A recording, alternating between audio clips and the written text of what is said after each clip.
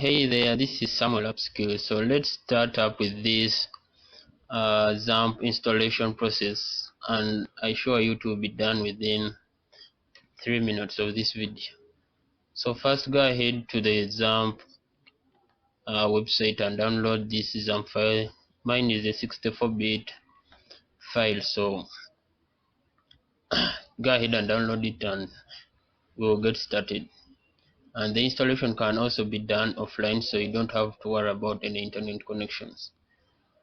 So when you double click on this file, you'll be popped up with this warning box. Click OK, next, and click next. Choose a folder now. So just go ahead and create a Xampp folder, new meet Xampp. Then after, click on this folder and click select folder. Then next, uncheck this, then next. Then I'll be back when this is done. Actually, it takes about 2 or 3 minutes to be done. Now that the installation is done, let's go ahead and test. Open up the control panel and test our if it's really working. Go ahead and open up this is control panel, so you can go ahead and start it. As you can see right here, all my ports are free.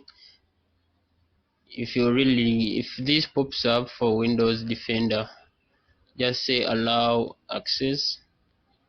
So to actually test if it's really working, go ahead and click on admin, and then it will pop up right into the browser using Google Chrome for it, and it's working. And also test if PHP my admin is actually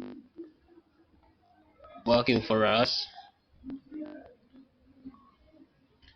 and everything is actually working. So you can go ahead and close this.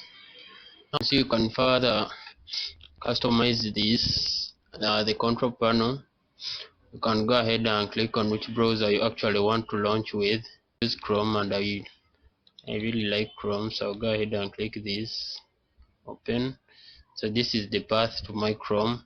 Then I can also allow this control panel to auto start Apache and MySQL every time I actually open this Xampp control panel. So just say save, and you're done. So this is all I had for you today. Please go ahead and subscribe, leave a like and a comment so that I can actually know how to improve my tutorials.